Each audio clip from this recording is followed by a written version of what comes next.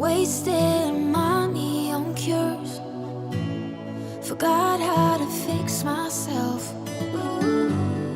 They say that time is free. Then why is it so precious? Oh, I'll say memories in my head, like Polaroids on walls. They remind you to look ahead. Time is running out.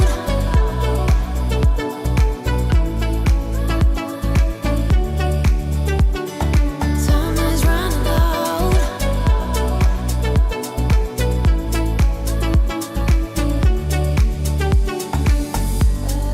Lately I've lost my track. I've sailed the deeper seas, hoping to find something to bring back better times. Oh, I'll say memories in my head, like Polaroids on walls. They remind you to look ahead. But time is running out. Time is running out. Time is running out. Time is running out. Time is running out. Time is running. Time is running out.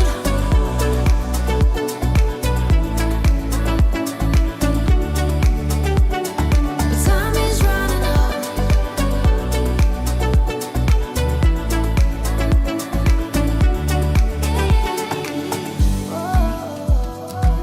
What if my best days are over? They can't be over.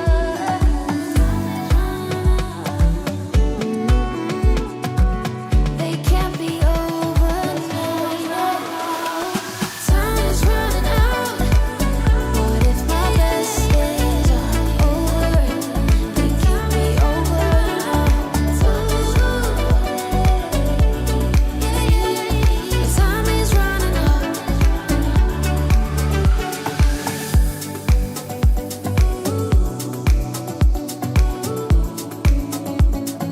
Time is running out.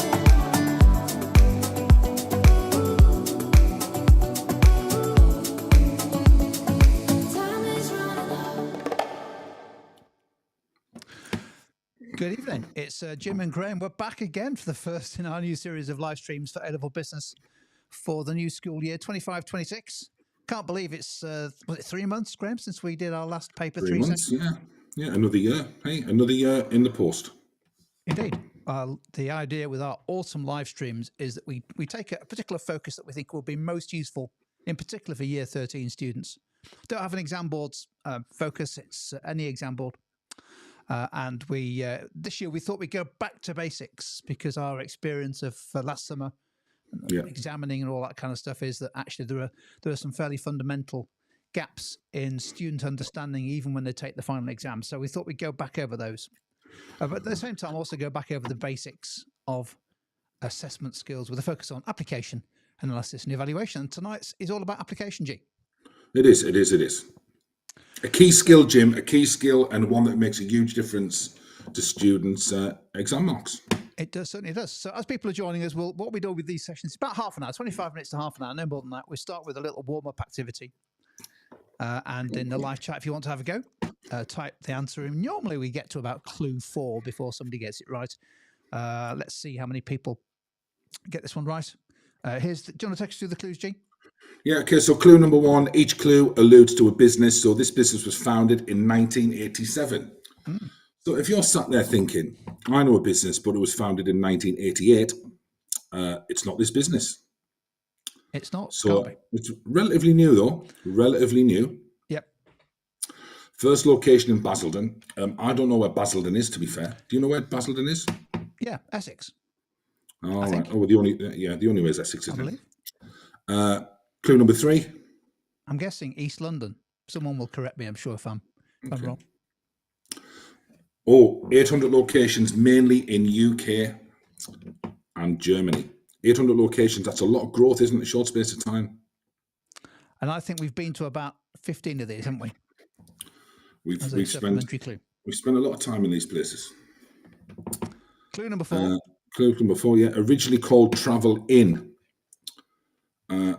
Team Paddle. Thank you very much. Confirmation that Padel. Basildon is in Essex and was in Essex and still is. Team Padel. So it was called Travel In, Jim. That's what it was called. Yeah. Are you suggesting its name may have changed since? Well, otherwise it wouldn't say originally called. It would say called Travel In. And that would be under the question mark. So you can buy the mattress that so Chris is doing their travel lodge. Have we beat you? Have we beat the students? I think we have. We'll give him maybe a couple more seconds. It's the holiday and the mattress that you sleep on it's a mattress like the one. Yeah, so their mattresses are really, really comfortable, and you can buy them, from the company that makes them. You don't actually check in and take the mattress out with you. We've beaten them. It doesn't happen very often, but today we've done it. Let's get that clue down before somebody types it in. So I was going to buy one of their mattresses, Jim. Right? Why was that? And the reception said, are you sure you want to buy it? I said, let me sleep on it. Jim, you've frozen. Have I? Yeah. Okay, I'll see if I can sort that out. Whilst we do, can you still hear me? Yes. Okay, cool. I'll sort that out whilst you take us through the basics of application, G.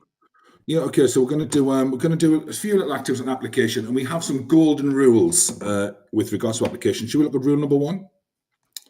If there is data in the paper, there should be data in your answer. By data, we mean any numbers, things like that. Any sort of a quantitative data. So if you can see any quantitative data in the paper, you really should try and get that in your answer. That is one really good way of getting marks for application. Where possible, use calculations to support your analysis and evaluation. So making the data more useful, maybe performing a percentage increase or decrease, something like that. That's a really good way of using the numbers. And we have another to do so, isn't it?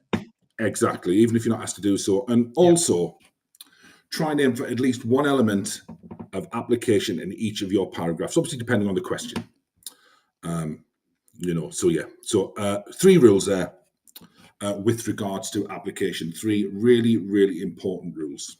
And we've got some tips and techniques for you to use in application, and it's particularly useful as you start going to, particularly year 13, as you start to see more practice questions, exam style questions, start to see case studies, tables, data, that kind of stuff, or more of them. A great way of trying to apply those 3 rules. Definitely.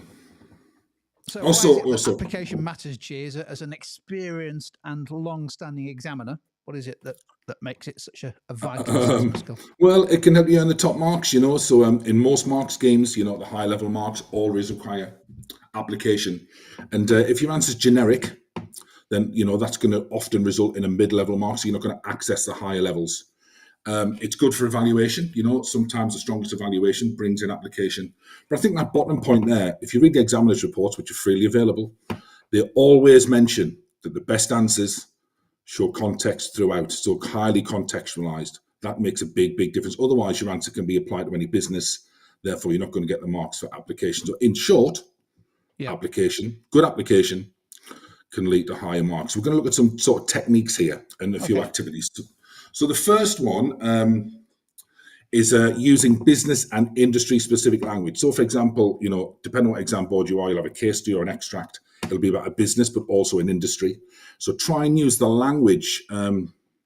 What exactly is application? We're going to look at that in a second. So I think it'll all become clear when we start going through the activities. So one way is using business and industry specific language. So Jim, both Tesco and EasyJet have customers. But the word customers, they do, but that's not really applied, is it?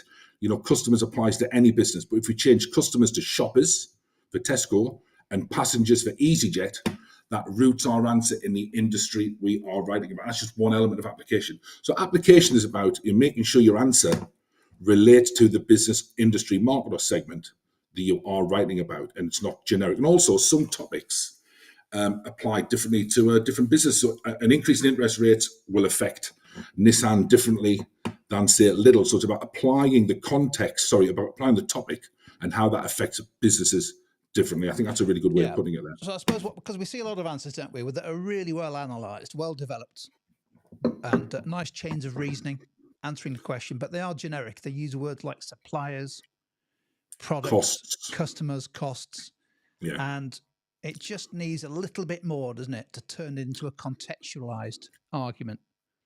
We're not looking at a lot, but it makes the world of difference when it comes to picking up the application marks. Yeah, and also, team, it's just assuming that sort of every concept affects businesses the same way, which it doesn't. Yeah. Every business is unique, therefore, you need to apply the topic to that business. So we'll put this to the test. This is one of our favourite activities, isn't it? We do this a lot in the live streams and in our cinema workshops, and I know it's well used in the classroom as well. The application spinner. Yeah, so you've got a question on, say, how maybe non-financial or financial incentives may affect a business. You might start talking about how it may increase the motivation of the employees. Yep. Well, that's not applied. We want examples of employees and how they would be specifically sort of affected. So let's see what it lands on. Then what we want is in the chat window is... Okay. So Aldi, so can you give us some examples of employees who are specific to Aldi? So this is using business and industry specific language. So it's any supermarket really, isn't it, Jim? It doesn't have to be Aldi, but what workers or employees would we find in there to get our... So rather than saying... You wouldn't necessarily find the same roles or people in Ryanair or Premier Inn. That's the thing, isn't it? Exactly. What do we think? We'll do 2 or 3 of these just because we use the application spinner a lot, particularly when we start to do more exam-style case studies during the year. We do. And it's once you've had to go at a few, it becomes second nature, and then even better if you use them. Team Paddle. Paddle, by the way, is the world's best sport. We are TutorTU are the sponsor of the Durham University Paddle team. Great. Yeah, no, I didn't. I do now. Let's stick a few on the screen share. I think Team Paddle was first in shop assistants. Perfect. Yeah, shop assistants. Yeah. You probably think supermarkets are shops. Yeah. And buyers. It could be. I think we'd buyers, ingredients. I think that's what we'd want, wouldn't we? We'd want a little bit more because a lot of business will have buyers. We want the buyers that are applicable to Aldi, really. So grocery buyers. Yeah. Wine and spirits buyers. Let's stick. Oh, wait a minute. Chris absolutely smacked it out the park. Let's put this on the screen. Shelf fillers, checkout operatives, and warehouse staff, which you wouldn't necessarily get at Nissan, would you? Shelf fillers. Not necessarily, no. Or checkout operators, no. I think that's let's put. Well done. You went with G, which is very, very close to checkout operator, grocery manager. Shelf stacker, that person who just stares at you when you use the self-service checkout and doesn't come over when it goes red. That person, whatever that person's role is. Yes, you could even have like security, security staff, or what we're looking for is rather than just saying, for example, increased motivation of the employees of Tesco. We'd want an example of that employee and how they would specifically be affected. That's what application is really. Exactly that. Yeah, good. By Aldi. If you're writing a LinkedIn profile, never put the job down as checkout operator. Just say that you managed thousands of transactions for a FTSE 100 company. Well, I was a shelf replenishment technician. There you go. Through university. Let's spin the wheel again. So we've got the idea now. So now we've done employees in Aldi. Let's spin the wheel again. Hopefully, it won't turn up on Aldi again. If it does, it's a very quick activity. Nissan, so different business, same idea, but we're not looking for shelf stackers. What are we looking for this time? Have a go. And it's just one, it's just one technique. So when an examiner's reading your answer, you can say, well, actually, they're using the language of the industry or the business in there. All that helps to write more contextualized responses. So Nissan wouldn't have shelf stackers at Nissan. I don't really think you might have warehouse staff. Checkout operators. Yeah. Might have some warehouse staff. Yeah, you would. Likely to be warehouse robots, I would have thought, but you need someone to press the button, though, doesn't it? It does. Yeah. Should we have a look at what we went with? Oh, hold on. Sales assistant. You could actually. I think we just need a little bit more context, but I think you're alluding to when you buy a car, maybe someone who works in the showroom, for example, car salesman. There, car salesman. Good. Yeah, good. Showroom staff. Car salesmen and women or salespeople have coming through. Yes, so the word car roots it in Nissan because Aldi don't sell cars. They might sell toy cars in the middle aisle. So production workers working on the production line, factory workers, engineer, car showroom sales staff. So you just get the idea. I mean, sometimes, it's just one minor technique. But again, if you're using the words of the industry in your answer, then obviously that's going to Let's do one more, but this time it's not employees, but let's flip it, because I think we're going to do activity on costs. So this time, examples of costs at one of these. Specific to the business. Yeah, so costs, rather than just saying costs will rise, costs, what type of costs? And, it's landed on one of your favourites. It's purely random. We've no idea what it's going to it is, Great. But it's landed on one of your favourite businesses, Graham. It rarely gets a mention, but it has done tonight. A lot of students talk about, if a business can reduce its costs, etc., but they never give us an example of what cost a business that business specifically has. So some particular or specific costs that you might associate with Greg's. What do we think? That's from the point of view of the business, isn't it? Not the customer. Yeah. So it's not the price of a sausage roll. Yeah, and also really important, we saw a lot of this in these shows, that don't mistake costs for price. They're two separate things. Yeah. So don't say this is how much something costs. Talk about price and cost, are two completely different concepts. So hopefully some answers will start coming through. Here we go. Flour. Flour from Julian. Yeah, the cost of flour. Sausage rolls. Yeah, flour. Chris has gone for sausage rolls, steak bakes. Stuffing costs and rent. That's what we're looking for. So those costs, you could root the answer in particularly the word sausage rolls and steak bakes. Roots the answer in Greg's, contextualizes it. That's what we mean by application. You could say rent of the bakeries, couldn't you, to make it even more contextualized? You could. Flour's a good one. Energy for the ovens. That's it. Yeah. Energy for the ovens. That's a great example. So we have rent in the bakeries. Yeah. Ingredients such as the meat in the sausage rolls, and the little paper bags they give you, when they hand over your steak bake or your donut. Advertising's a relevant cost. I think what we're just trying to get at here is we're trying to get more into the actual cost of that business would face. So the cost of Ryanair will be sort of fuel for the aeroplane. Yeah. Where the cost of Greg's might be rent on the bakery. So we're just trying to get more specific to the business or industry. And like anything, Jim, it's a skill. It needs to be practiced. The more you use this, the better you get at it. So Premier Inn, a cost would be buying the mattresses or cleaning the bedding or providing those little soaps and things. Yeah. The bottles of shampoo as well, and the toilet rolls and things like that. That's it. Good stuff. Right. So we've done the application spinner. Now let's give it a bit of a context here, which is around a topic of increasing inflation on Burberry. Can you remind me who Burberry is, Graham? I'm not familiar with that brand. Yeah. So Burberry is a designer clothing brand. That's maybe why you're not familiar with that. So what we want to do is say how inflation might specifically affect Burberry. But what we want is we want it rooted in the language of Burberry, and the market it operates in. So think about what Burberry sells, its products, and how an increase in inflation might sort of impact that, but use the words we would associate with Burberry, designer clothing market, things like that. That's what we want. Okay, we've got a 1 minute timer on this to give people a bit of time to think. So we'll run that as we go. Increase in inflation. That means a rise in the percentage increase in prices. Yeah. So how would that Burberry, you're saying it's a fashion... Well, I know, it's a fashion house, isn't it? Actually, haven't they got a big factory near us at Castleford? They have, yeah. Yeah, no, you could say, hold on. I'm going to stick a couple of answers coming in. We've got an economist in the house. Yeah. The short-run aggregate supply curve, which isn't in A-level business, but anyway, really useful because it means that the cost of production increase raw material costs, such as wool for the skirts and scarves. Yeah. That is fantastic. It is, yeah, it is. I've got a Burberry scarf, and fabric for the clothes. Need to make the clothes. Great answer. Fabric and clothes. Can we just put Nargis as a high inflation equals there, please? Yeah, there we go.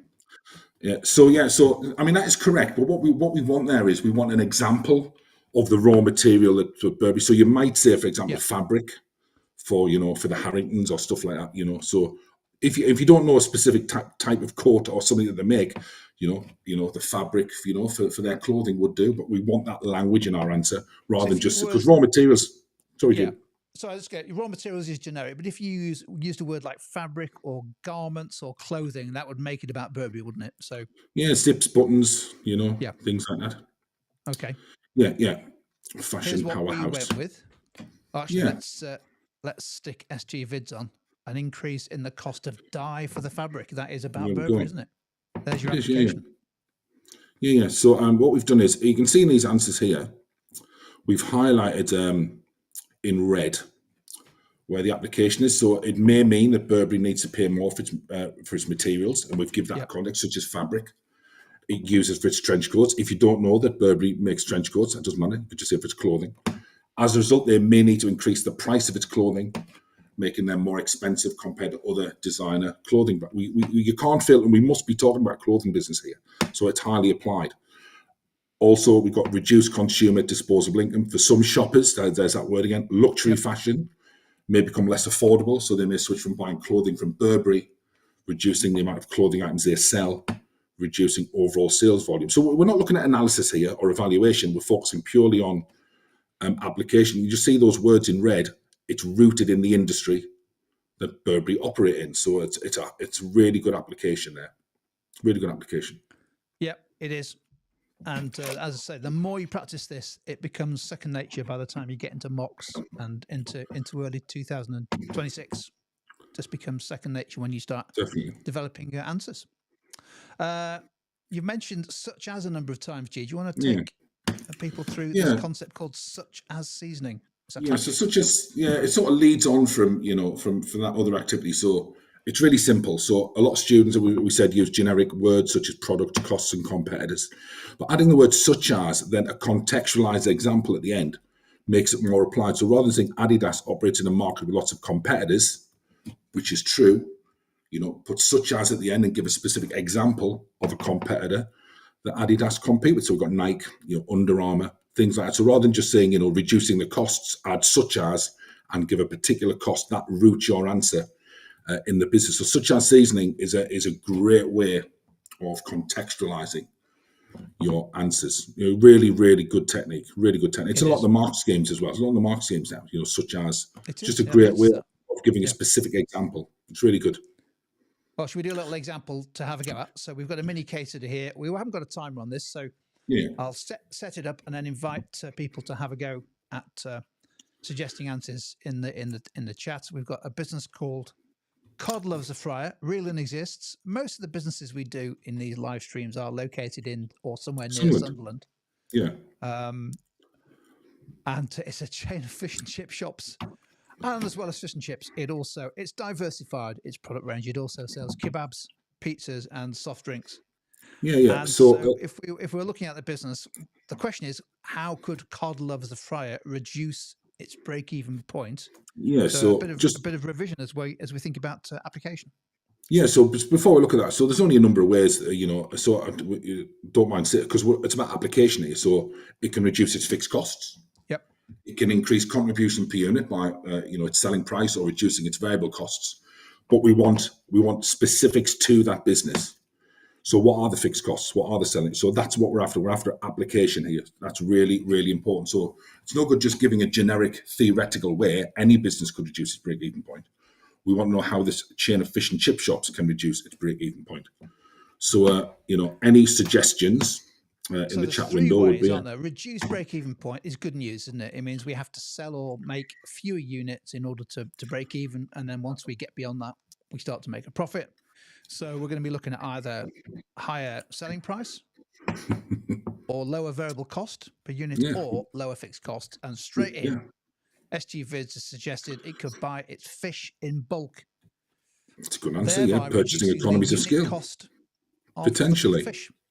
Potentially. I like Julian. I've not got my glasses. That Julian look for cheaper gherkins. Gone for a seasoning, a different type of seasoning answer. A gherkin, cheaper gherkins, and then you would obviously explain how and why that would reduce the break-even point. But we're not looking at analysis at the minute. We're just looking at application. Do you could get buy gherkins in fish and chips? Well, it sells a lot of other things, so such as True, yeah, good point. kebabs, and maybe Yep. it might have a burger with a gherkin in. Yeah, negotiate with fish suppliers. That's a good one. Maybe getting lower supplies. You might use your bargaining power, which of course is linked to a concept you may or may not have studied it so far called Pauce's five forces. So reducing the unit cost that you pay from your suppliers by negotiating with them. Team Paddle suggesting an That's a alternative, good which is answer. similar, right, to find a different supplier of fish and chips Yeah, or yeah, potatoes. yeah. Find a different supplier, possibly cheaper, or possibly one where there's less waste, and therefore actually that actually improves your Yeah. your What profitability. about what about price though? This is all Yeah. about costs. What could they do with the price to reduce break even? What could they do? And then apply that. So yeah, relocate where the rent is cheap. So cheaper rent. Right. So cheaper rent Lower, for some of the fish and chip shops. That's a good one. lower Obviously, we'd fixed have to costs. apply Yeah, that. that will definitely lower You the know, you know, break-even point. you Yeah, know. Yeah, it's really good. provided that the new location is as effective in terms of selling fish and chips. Yeah. Anything else? What could they do with the Some price? great answers coming through here. Yeah. Should we have a look at what we had, Jim? We can. Let's have a look. Let's put this on screen. Here's what you went with, G. Yeah, so we looked at increasing the price of their food application, such as seasoning, such as the price of their fish and chips. This would result in an increase in contribution per unit. There's a bit of analysis there, meaning they sell fewer fish and chips to cover their fixed costs, such as the rent on each shop is application, because Yep. they've got chain of shops. Or they could look to reduce variable costs, sourcing cheaper ingredients, such as seasoning, such as cheaper fish, potatoes, and kebab meat. If they keep the price the same but lower their variable costs, it will again increase contribution per unit. So what we're seeing here is we must be talking about fish and chip shop. We're talking about food, ingredients, kebab meat, fish, potatoes. We can't be talking about a cinema or an airline or a supermarket. Yep.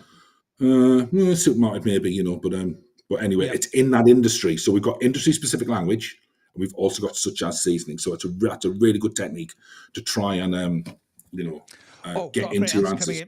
Just great answer. How could you increase the average selling price per unit sold? Offer combos such as fish and chips with a drink.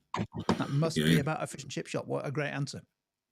That would increase the selling price per order, the average sales price per order, thereby increasing contribution per unit. Hopefully. Great answer. Some great answers here. If you're watching this later, not live, don't forget you can watch this on Ketchup. Well, I'm here all night. Well done. Great answers. Before we do our final activity, G, do you just want to take us through the third way of using application, which is one of your favorites? It's all about using data. Using numerical data is just so important. So most exam papers have charts, graphs, appendices, and tables. And that information is gold. If you've got a chart, graph, table, or any information in appendices, get there in your answer. Because if you do that, you must be talking about that business, because that data is unique to that industry or business. Now, manipulating it, such as performing a calculation, can make it even more useful. So say you've got sales revenue data over 2 years, maybe perform a percentage increase or decrease and say sales revenues increased by X%, rather than just saying it's increased. Remember our golden rule, Jim? Yeah. Data in the paper, data in your answer. Sometimes the questions explicitly require you, don't they, to refer to a particular appendix or chart or extract, and therefore, if you don't use it, you're not going to get the marks. Exactly. But also, there's nothing to stop you from using the data if not explicitly asked to help support your analysis. So we got our last activity here, which requires you where you can to use data. So we got the last resort, which is a budget hotel, Jim, in Sunderland. Looks like it. Yeah. It's got 80 rooms, priced at £45 per night. That is cheap. That is cheap. I would only stay there, Jim, as a last resort. So anyway, last year on average, 60 rooms were occupied at any one time. So we've got some. There's a potential calculation here, because we've got how many rooms it has, its capacity, and we've got how many rooms are actually occupied. However, it estimates that this year it will increase to 76 rooms. Do you know why that is, Jim? Why is that? Because Sunderland are in the Premier League. Of course. So obviously, there's higher demand for cheap hotels. Because you never mentioned that about Sunderland being in the Premier League. You just keep it so quiet, don't you? Yeah, it looks like Liverpool's going to be our main title rivals this season. So anyway. So what we want is we want a way in which the increase in occupancy may affect the last resort. So Just stick this comment in from SG. I don't think so, not based on the current form, but you might be right. We made Brentford look very ordinary. Anyway, back to the last resort. So Yeah, we've so, got an increase yes. in occupancy. We're going to go to 76 rooms out of 80 occupied each night. Yeah. Now we've got we've got 80 rooms, £45, 60 rooms, and so there's a calculation there. There's two calculations. Well, there's the same calculation twice that would add so much value to your answer. Yep. So occupancy rate, there's a calculation. You look for opportunities to perform a calculation here to support your answer. Because it's crying out for a specific topic that is a year 12 topic. I thought of another calculation you can do as well, in addition to the one that's the obvious one. Well, you got 60 times 45 and 76 times 45, and then work out the increase in revenue. An extra £720 on average per day, per night of sales. That's a great, that is really, really good. Yeah, that is really good. So 16 extra rooms occupied at £45. Although we don't know whether the price might fall, I suppose. Yeah. I think this has proven challenging, and it is a challenging activity, because using data, especially if you're not confident on the numbers, but it's honestly, Jim, it's the route to it's the route. So I think we've got Jamie Harrison in the house. So Jamie's big on using data with his students and things like that. So look for opportunities to use the numbers. Should we go through a couple of examples of how to do it, just to finish off? Yeah. So firstly, we worked out capacity utilization. So it's increased from 75 to 95%. So capacity utilization has increased. What's a benefit of high capacity utilization, which is low unit costs? So the fixed costs, such as seasoning. What we'll do is I'll just read through number one, and we'll put Julian's answer on screen. So I've got it lined up to come. What an amazing answer! Yeah. So because of low unit costs, because the fixed costs are spread over fewer guests, so rather than saying fewer units, we use guests because guests stay in hotels. As the last resort is a budget hotel, this may allow them to reduce the price of their rooms from £45. So we're recognising, the price, and they could reduce it, making them more price competitive against the likes of Travelodge. So you can just see how we've used all the techniques. We've got a calculation, we've got some numbers in there, we've got industry-specific language, and we've also got such as seasoning. Before we go on to your point too, let's stick Julian's on the screen as well. Take us through this one. Yeah, so he's calculated so Julian must have worked out capacity utilization before and after, otherwise that 20% wouldn't make sense. So as an examiner, I'm smiling broadly at that. That's a great answer. Could lead to diseconomies. That's a really, really good one. That actually, it is going to be, and I think that ties into our second point.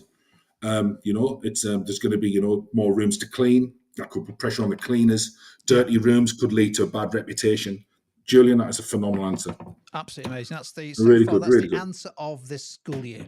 I know it's our first session, but I'd say that's a contender. You have goal of the season. Sometimes, So some answer of the season. So point two, 95% may result in poorer service, such as longer waits to check in or eat in the hotel restaurant if the last resort has a hotel restaurant. Yeah. We just, this may result in negative reviews, such as on websites such as TripAdvisor. We weren't talking about TripAdvisor, but it may lead to that. That's a hedging word. A lot of people go on TripAdvisor before they book a hotel, or book a hotel even. This may result in guests choosing to stay at other budget hotels, such as the Premier Inn. Yeah, that is absolutely full of application, isn't it? I know we've highlighted it in red, but that is about the last resort budget hotel, isn't it? Yeah, there's a comment there about could you say increase, such as more rooms, more electricity being used, but you would have to say rooms, such as more electricity in the rooms and heating of the rooms, more heating of the rooms. So using rooms, that's absolutely fine. What we want is industry specific language. Yep. So that's been quite a journey, that, isn't it? We've talked, we've gone through all those techniques. Is the fish and chip shop next door? Cod loves a fry. Could be, couldn't it? Could do, yeah. It wouldn't be a Could bad be. place to have a fish and chip shop.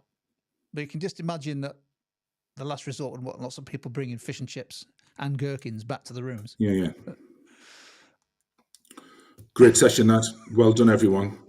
Yeah. There we go. So we try to make these sessions half an hour, and we're bang on today, which is unusual for us. So, I mean, what's the takeaway for this? Excuse the pun, Graham. There are 3 or 4 different ways, aren't there, of showing application. Yeah. You don't have to use them all, but students who really push the application in their responses generally do very well. Yeah, I mean, it's just not one a skill. generic You've got to make sure your knowledge and understanding's on point. Just Your come forward analysis a is little good. bit, G, so we can see you. Oh, sorry. You need to make sure you hit all the 4 skills: knowledge, application, analysis, and evaluation. But application, one we tend to find is a weak area with students who tend to just write generically from a theoretical point of view. So hopefully, if you watch that again, try in your next homework or mock, just try one of those techniques. If you see some data, just think, I remember there's a rule about that. Can I get into my answer? Can I perform a calculation? So basically, Julian there, he manipulated that. He must have done 2 calculations, 3. Yeah. 2 capacity utilization calculations and worked out the percentage point difference, which was really, really good. And then link that to how that would affect the hotel. That's what we're after. That is a dream. That was a dream answer, Julian. It was a dream answer. It was. So over the course of the next 10 or 11 sessions, we're going to dive into the basic skills, but also we're going to pick some specific topics as well. So we're going to look at things like capacity utilization, elasticity of demand, break even, all that kind of stuff. But in every session, we'll be doing some application practice as well to give you some mini case studies, mini contexts. We never stop practicing application all the way up to paper 3 in June. Yeah. Thanks for everyone who's joined us live. Graham, it's great Thank to you see so again. much. We're up and running with our 2025-26 program. If you found it useful, please give it a like and maybe share the link on the YouTube playlist with your mates. And if they can join us on Wednesdays at 6 p.m, that'll be great as well, live. And for now, G, big thanks, mate. We'll see you this time next week. Cheers now. Cheers all.